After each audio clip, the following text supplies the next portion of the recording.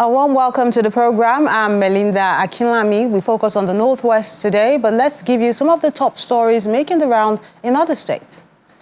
In Kwara, a section of the popular Owode market in Offa has been razed by fire. Goods, especially foodstuff, charcoal and clothing items estimated to be worth millions of naira were lost in the blaze, with about 46 stalls affected. The market leader, Idiat Jumoke, commended the fire services for putting out the blaze in good time, while the chairman of Offa local government area blamed some families for making it difficult to develop the market into a modern facility. Gunmen students abducted while traveling along the east-west road in Ugeli North local government area of Delta State have been released. This was made known to Channels Television by the Delta State Police spokesperson, Bright Edafi, who did not give details surrounding their release. The 9 students were said to be returning from their school in Calabar, Cross River State on Friday night when they were kidnapped, while the driver of the vehicle escaped. Still on security, gunmen suspected to be kidnappers have abducted 2 students of the Federal University Wukari in the southern senatorial zone of Taraba State. It was gathered that the gunmen operated at one of the shops attached to the hostels accommodating the students right outside the school premises for almost an hour, shooting sporadically and injuring many other students. The 2 students were said to have been taken away into the bush without any interference by security operatives, despite their presence at checkpoints few meters from the scene.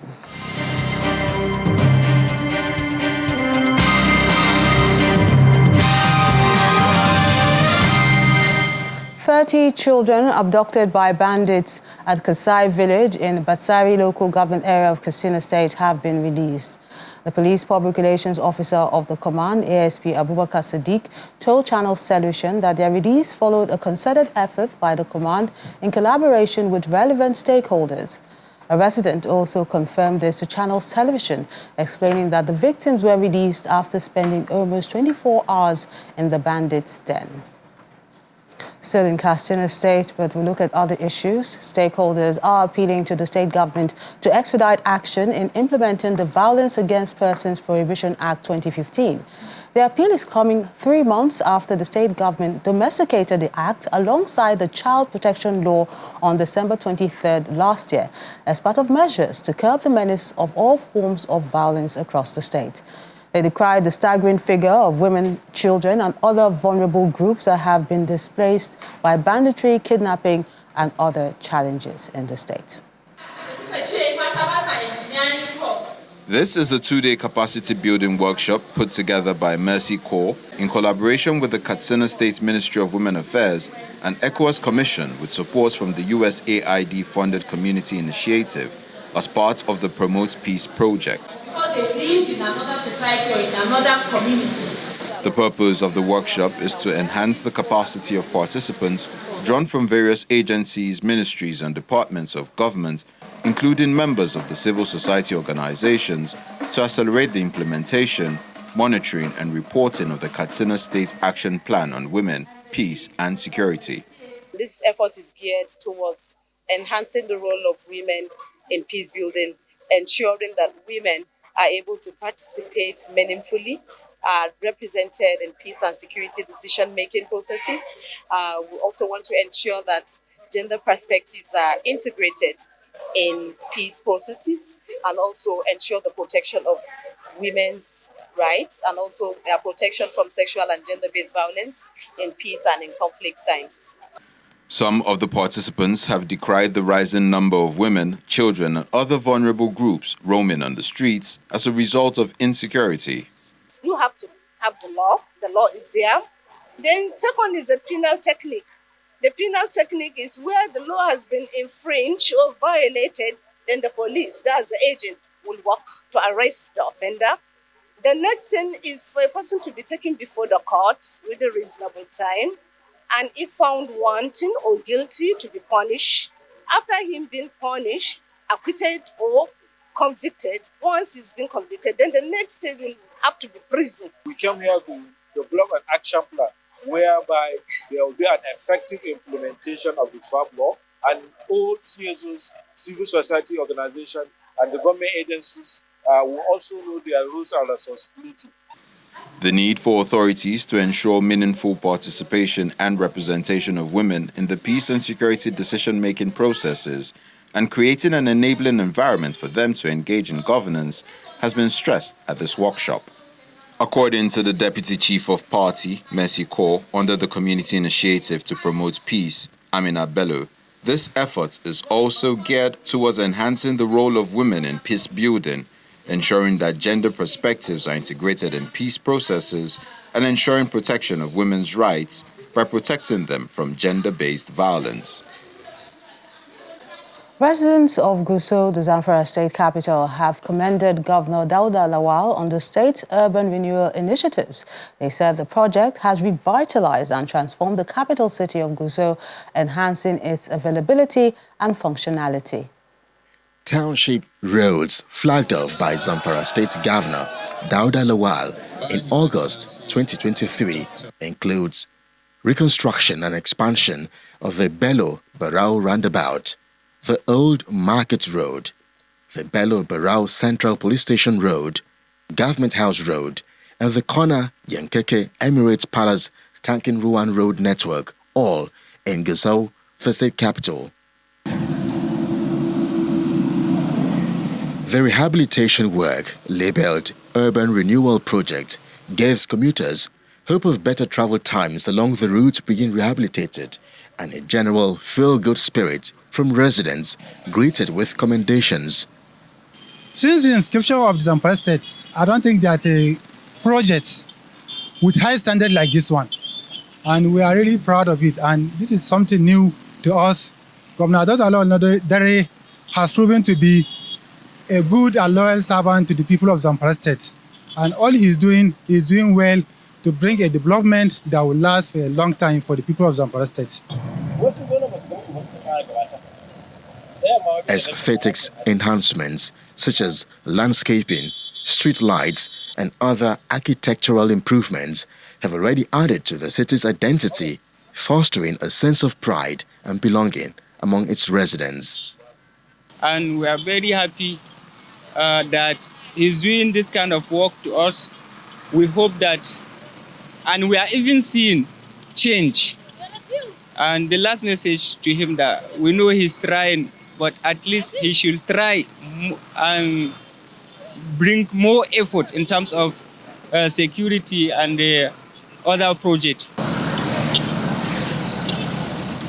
The 3.9-kilometer dual carriageway covering Gadabiu to Government House Junction, awarded by the state government last year, is expected to be completed before the end of this month. 3.9 kilometers dual carriageway, as you see. It's a reconstruction of the road. We are working, and of course we will deliver. In 1 month, it will be all finished. The current administration believes these ongoing projects and many more to come will help it lay the foundation for a vibrant, resilient and inclusive city. Actually, if there are no roads, nobody is going to come. And modern economies rely purely on roads, airports, whatever, means of communication. And that is what the government is trying to provide for its citizens. And I'm sure by the time we are done, Gusau will have a new look. Residents are equally optimistic that the Urban Renewal Project will bring tangible benefits and improvements to various communities. The current food insecurity driven by the economic downturn has affected a lot of citizens in the country. In Kano State, the King Salman Humanitarian Aid and Relief Center of Saudi Arabia have also made interventions to support vulnerable residents with food items. Our correspondent Nanchin Vincent tells us how NEMA received and ensured the effective distribution of these items.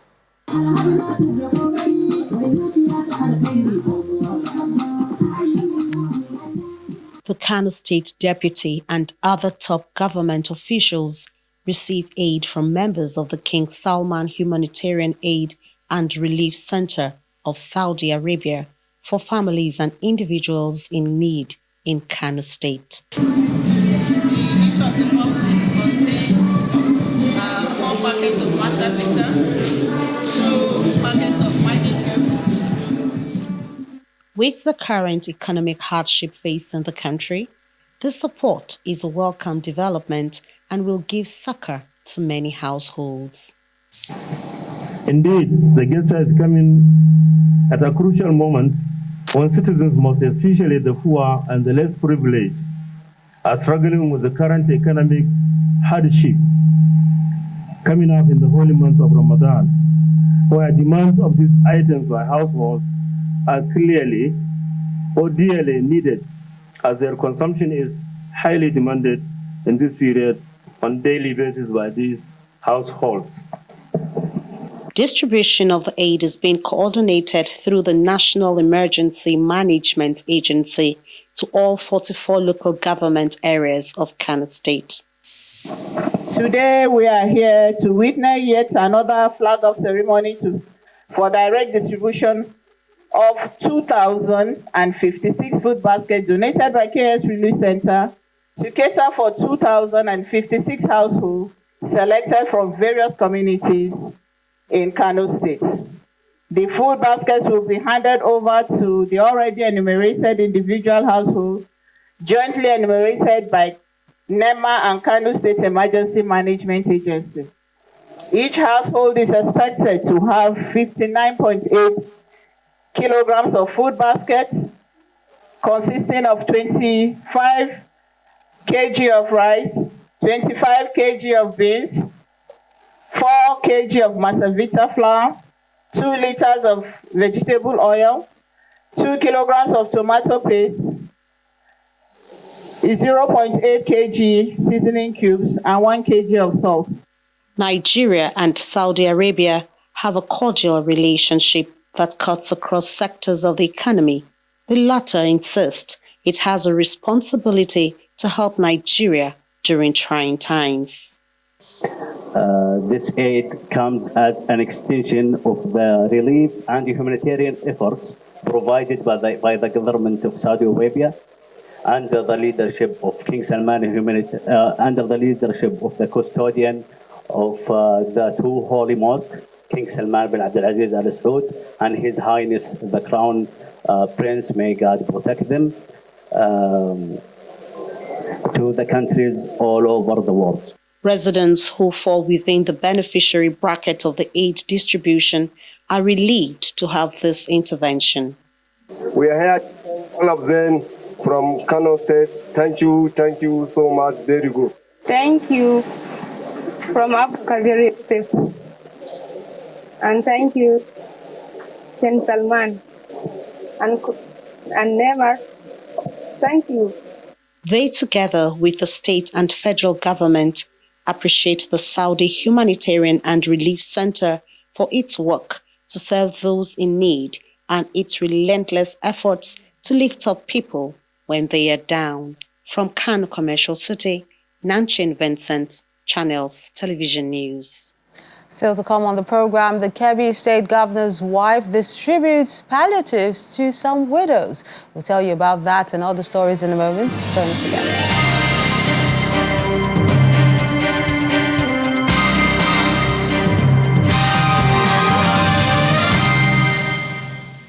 Welcome back.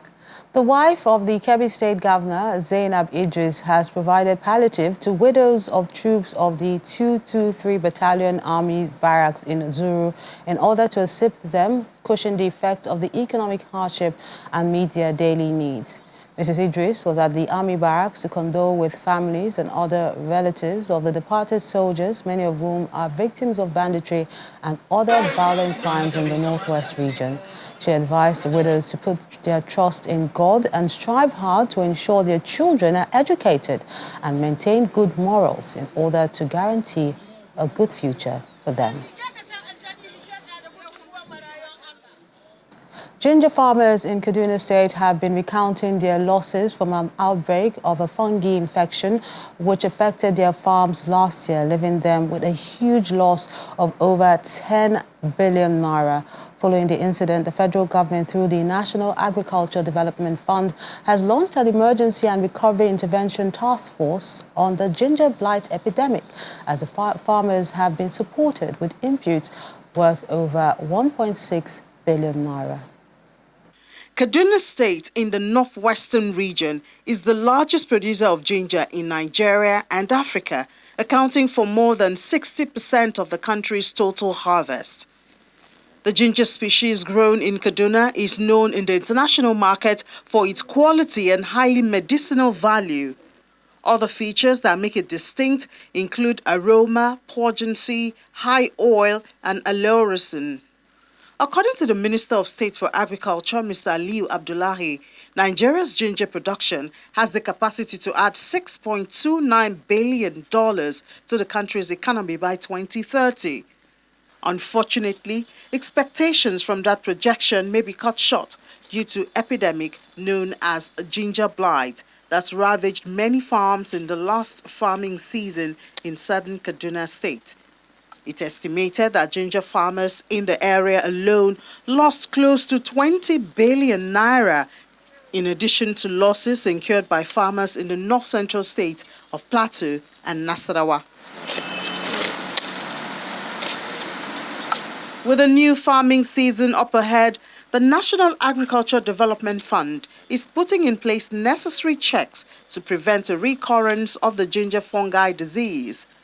From the findings so far, it was realized it's a fungal infection that has affected this crop. Now we have settled the research to really find out which one do we treat. Is it the soil or the seed or both? They are working on that seriously, and I'm sure the result will be out very soon. Ginger for us is not merely a crop. It is a lifeline for thousands of families, a key export product, and a symbol of the hard work of our people. We look forward to this task force supporting and revitalizing ginger farmers and stakeholders within the ginger value chain. Though painful, there's a lot to learn from the experience of the 2023 epidemic. It really affected my farm. I had 2 hectares of ginger that we farm, but to my greatest surprise, I think what I got from that farm is not up to 1 bag. And my neighbor also was affected. On reaching his farm that day, he saw a surprise. When coming back, he saw me on my farm. He was telling me he has seen wonders. I was begging him. But before I reached home, that man died that day. So it became a thing of surprise and concern. But I just depended on God for protection because I knew God will make a way for us where there is no way. And that is the way He has made for us now. Nevertheless, there's optimism of a more successful planting season with the intervention from the government. With this program, we're highly happy. We are too happy. We don't know what to say. What we only pray is that the government should continue like this at the plight of the farmers. Beyond the immediate intervention, more research is being done to address the root cause of an epidemic that threatens Nigeria's position as the largest ginger producer on the continent. We are providing, based on the state government's advice, the farmers are going to go on a crop rotation. So we are providing inputs, as we've mentioned earlier, so that the farmers can grow maize and sorghum. While acknowledging the negative impacts of the ginger blight, the Ministry of Agriculture reiterates that there's great urgency in ensuring that the farmers bounce back quickly to prevent Nigeria from losing its place as a top producer of ginger. Let's get more on the outbreak that has affected ginger farmers in southern Kaduna and the resultant losses. We are being joined on the program by the Kaduna State Commissioner for Agriculture, Mr. Murtala Dabo. A pleasure having you with us. He joins us from the UK. Thank you so much for taking time off your very tight schedule. Yeah, good afternoon, viewers. Now, such a devastating news to hear about the fungi infection that has robbed not just Kaduna State, but the country of good forex from proposed ginger exports. What's the update on the steps being taken by the government? Well, You know, ginger being a mainstay is the major non-oil export from Kaduna State and is the mainstay of our, especially our farmers from southern Kaduna. The epidemic came so hard, and the fact is that we've lost over 80% of the expected harvest, and it's due to the impact of the fungal disease. As it is now, we've worked hard as a state to support the farmers with fungicides. I mean, at least for them to apply it, thinking that we could salvage much, but it was a little late. Now we've suffered heavy loss. The livelihoods of our farmers have been wiped out, and we've been working very hard with the federal government, especially with the Office of the Vice President, which is through which we now got this support. The 1.6 billion naira from Africa Agricultural Development Fund is something that comes handy. At least it will kickstart the recovery of our farmers. The inputs that has been distributed, they are already so excited and waiting for the rains to start. That is the only way their lost livelihoods will be regained. Gradually is a step in the right direction where they will restart production. Perhaps ginger seeds is gone because we don't have up to even 20%. And our research institutes through the tissue culture, it will take up to a year to have clean seeds. So that is why we are giving them this support to start to grow other crops such that they will at least have something to live on for the coming year. And then after a year, the soil would have been healed, and then new clean seeds would have been available when we will then resume the ginger production. But it's actually going to be a very heavy loss to the country because it's one of the major source of, non-oil exports. Now, is the Kaduna State government concerned that this might affect Kaduna's position as the largest producer of ginger in the country? Yeah, we are. We are producing more than 85% as we're talking. And Nigerian ginger is the most pungent. So as it is, we don't want it adulterated with any foreign seeds. That is why we want to replicate our own through the tissue culture so that we retain the brand. The brand name, the brand of Nigerian ginger should be retained with the quality. That is what we are looking forward to in the coming year. Now, Mr. Dabo, you mentioned that you're working closely with the federal government in this regard, but what's the state government's contribution to help farmers get back on their feet? State government contribution to do what? Ours is, we profile these farmers and we are working to support them to cultivate other crops. The federal government support is just one side. So we are working, at least there's even livelihood support that is going to the farmers, which the government is working on right now. Even the NEMA is working on another part towards nutrition, which is also coming. It's also an added support. So we have profiled them, we have worked on all this, and then perhaps the Research Institute is working for solutions. So this is the much that we are doing so far. Okay, the Kaduna State Commissioner for Agriculture, Mr. Murtala Dabo, a pleasure sharing your thoughts with us on the program. Thank you very much. Thank you. Staying in Kaduna State, the Nigeria Customs Service Federal Operations Unit Zone B says it has intercepted contraband worth 769 million naira in various locations in the past 5 weeks. Some of the seized items include bags of parboiled rice, cartons of foreign spaghetti, unregistered organic fertilizer, and used cars, which were intercepted in Daura in Katsina State, as well as other locations. Addressing a news conference in Kaduna State, the Controller, Federal Operations Unit, Dela Chedi, explains that one of the major seizures recorded within the period under review is the interception of 372 bags of rice concealed in local flour sacks. I'm so happy to report that our operators have remained resolute, committed and vigilant in the fight against smuggling, and to say that within the period under review, we recorded a total of 98 seizures of 21 different items. Of particular note was the seizure of 372 bags of offensive rice that were intercepted by the operators of the unit and deposited at Kwara Command.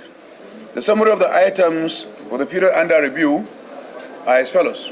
698 bags of foreign parboiled rice, 50 kg each, 375 cartons of foreign spaghetti macaroni couscous, 136 bales of foreign second-hand clothing, 715 jerry cans of premium motor spirit, 25 liters each, PMS, 65 jerry cans of foreign refined vegetable oil, 25 liters each, Ororo.